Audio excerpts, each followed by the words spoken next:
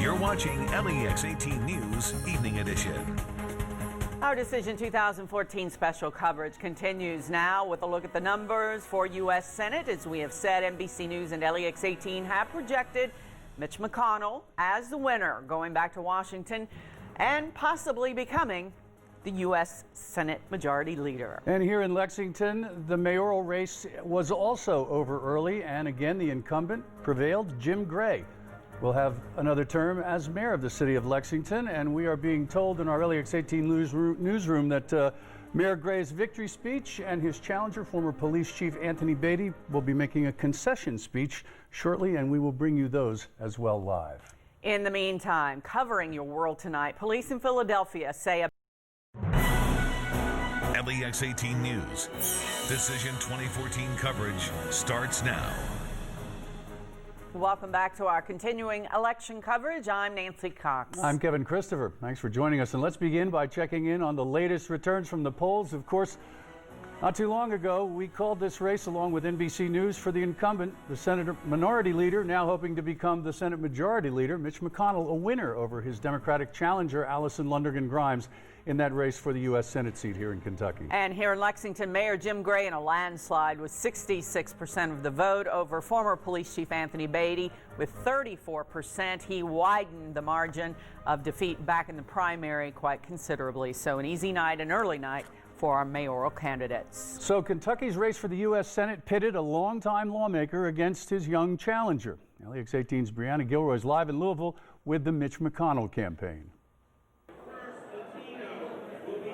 Yeah, that's right. We have not heard or seen from Senator Mitch McConnell yet tonight. But as you said, not too long ago, we did call the race, and Senator Mitch McConnell has been declared the winner tonight. And as those results came across the big screens here, the crowd just erupted and went crazy, started screaming, and the victory party really began. We have music, various speakers are taking the stage, and people just continue to pile into this room, wearing Mitch McConnell shirts and holding signs, and everybody's having a lot of fun. Now, of course, this is a very big win. We've been talking about this race all year, and this ensures that Senator Mitch McConnell will stay for that sixth term, and the already powerful Republican could become the Senate Majority Leader.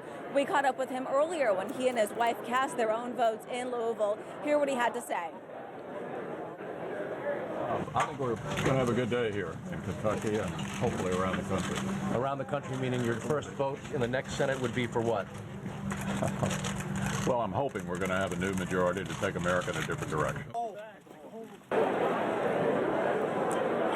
And it's unclear when we will see or hear from him here tonight. But what is clear is when he does arrive, he will certainly have a lot of supporters and friends excited to see him. Now, his opponent, Democrat Alison Lundergan Grimes, had her event in Lexington tonight. That's where we find our Leigh Searcy. She's there to join us with the latest. Leigh. Well, Breanna, you can probably hear the band is very lively behind me. In fact, I can barely hear myself speak. A lot of Alison Lundergan Grimes supporters are here. They've been gathering in. I'd say there's at least 200 people here, if not more. Alison, this candidate is not ready to throw in the towel just yet. She is still very hopeful that she can pull out a victory. Tonight, we have not seen a single sign of her. She's been watching the returns with close family and friends, but we're told that she will be here in the next hour or so. It could be around 8:30 even. But again, it's a party here, but I have to tell you that her supporters are a little bit more subdued than they have been earlier this evening. Of course, the numbers will tell the story. We'll just have to wait and see. Covering the news live in Lexington from the LEX-18 mobile newsroom. Back to you all in the studio. All right, Leigh, thanks. Well, in the race for the 6th district, let's go to Congress and Republican Congressman Andy Barr, who was hoping to go back to Washington for a second term. But his opponent, Elizabeth Jensen, says she would have a stronger voice in Washington if elected. LEX-18's Jessica Reyes continues our Decision 2014 coverage. It's been hours since both candidates for the 6th congressional district cast their ballots. And while they've remained positive throughout the day, now they're patiently awaiting the final results.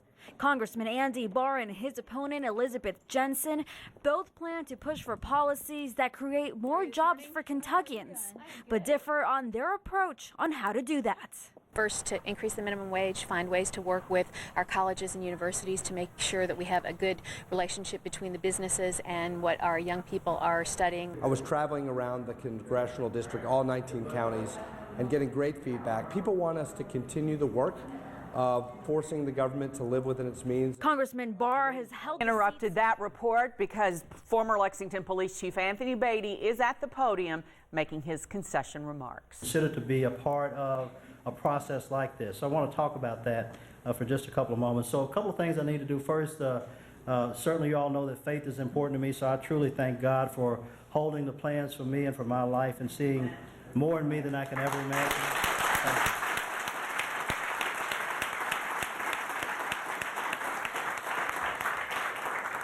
Thank you. And you know, when you do this, you have to start thanking people, and I don't want to go too deep in this because you'll forget somebody, but certainly thank my closest friend in life, Eunice. Eunice has been a life partner. Could not have done this without her. She's been the rock for all of this. She held the glue. She was the glue that held many, many moving parts together without experience, but highly intelligent, certainly able to do this and made it happen for me. Have I got the DJ back there? All right.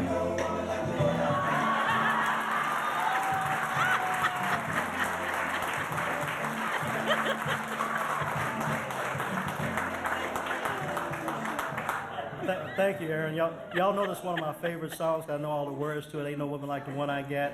You know, we sewed together like a hand in glove. People ain't no woman like the one I love. Thank y'all. But Eunice has been. So we appreciate Eunice, Tony and Embry, Stephanie and Denise, our daughter-in-laws, all the grandkids. Why don't y'all come on up here, all the grandkids. And to be quite honest with you, Tony and Embry are busy. We had a little family emergency outside, so they're taking care of that outside as we speak here. But we get the grandkids up here. This is what the future of Lexington's all about, is your grandkids and your families and our family. And so when you do something like this, you're doing it for them and certainly for the future of Lexington. So we appreciate all the family members who have been a part of this and certainly all that they have done to make us successful. A little sidebar funny story that if you think kids don't learn by being a part of something, you're sadly mistaken. Just the day before yesterday, we were in the campaign office, and the three youngest ones were in the back in the conference room that we worked from, and they had this podium, and they were practicing their speeches.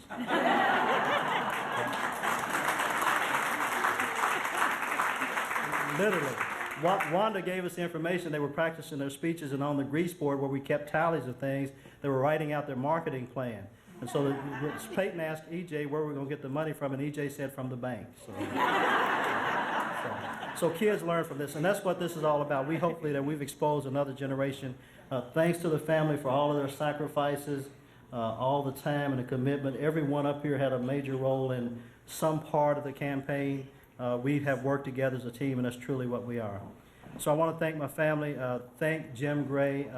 Jim Gray is your mayor-elect, and I just told him on the phone that we intend to do everything that we can do to make Lexington the best place it can be for everyone. So we don't quit here, folks. We don't give up. Anthony Beatty conceding to Mayor Jim Gray as graciously as you might expect if you know anything about the police chief. Even a nice little shout out to his wife, Eunice there. Let's turn to our political analyst, Bob Babbage, now for his observations. He was outspent at least by 3 times as much. Was that the most deciding factor, or was it also perhaps because the incumbent has really had a pretty good ride? He's had a good ride. He's got vision and energy, people say. He cheers for Lexington well, and he backs it up. So that is the Gray secret, along with the funding, and along with the fact that Gray ran for mayor, lost, then council, won, then mayor, That's true. won. He's been around a while. Some say Beatty, if he'd run for council, would have been a favorite in that at-large race. So he has a choice to make. He could run again. It's very personal when you get close to home. Anthony and Eunice Beatty are pillars in the community, very active, very popular. He did himself no harm, even though this is a huge landslide for Gray and a validation of what Gray has worked on so hard. Gray gets another chance, another 4 years. The last 2 mayors of Lexington weren't reelected. Tonight, it leaves a little doubt, 2-1. All right. We'll hear much more from you in just a few minutes, so don't go far away. But you mentioned Mayor Gray. We want to go now to Josh Breslow, who's at Jim Gray's headquarters in downtown Lexington. All right, you can see right now a large crowd gathered here at Bell's on Market Street. It is hard to hear much of anything. That is because Jim Gray won by a landslide. He is here right now just hugging his supporters and talking with them. He's walking up toward the podium, expected to give his victory speech. This is exactly what everyone has been waiting for all night here at Bell's. He's just reached the podium. They were watching in silence as they watched Beatty's concession speech. The mayor speaking now.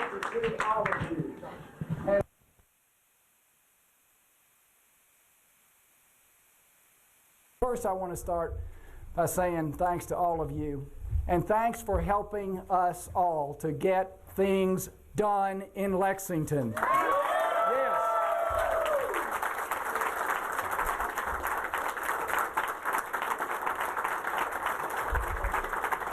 Sam, getting things done, that's been the core theme of our campaign and the core theme of the last 4 years. And tonight, we can make an addition to the list of things we're getting done. Re-election.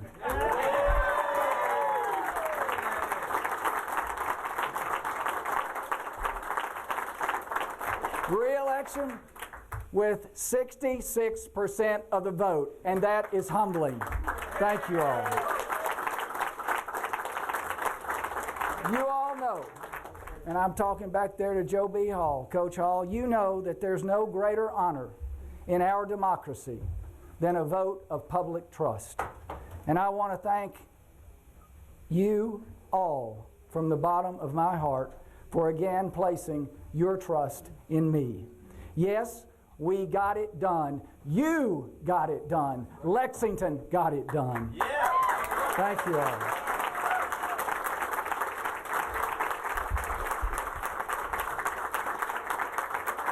Now, first and importantly, let's thank Anthony and Eunice Beatty. They waged a vigorous campaign. In fact, Anthony and I had 5 more debates than Lincoln and Douglas did in 1848. Campaigns in America are all about ideas. They keep us on our toes, campaigns do. They confirm what's remarkable about democracy. And in this election, we didn't tear each other apart as we tried to lift up our city. Friends, I know I'm here tonight because of the support I've received from each and every one of you. My brothers and sisters up here and their families, my friends, my staff, and volunteers. Thanks to all of you. Special thanks to my campaign team, led by Walker Maddox and Lisa Tanner, our loyal. Where are you guys?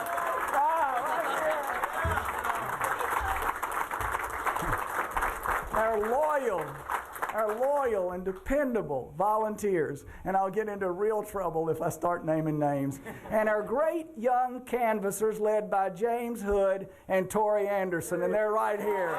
Thank you guys, right there.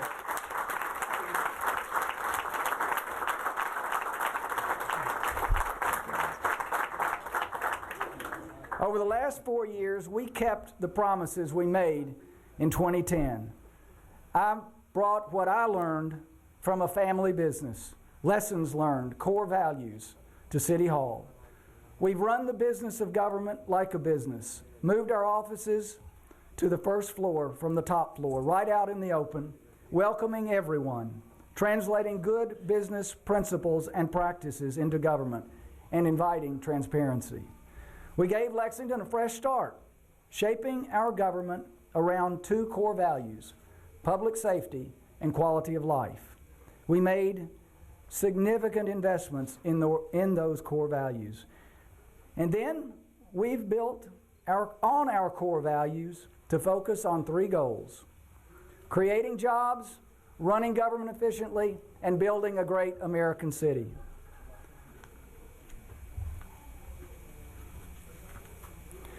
And it's working. 9,000 new jobs in 4 years. 150,000 people employed in Lexington today, more than ever in our history.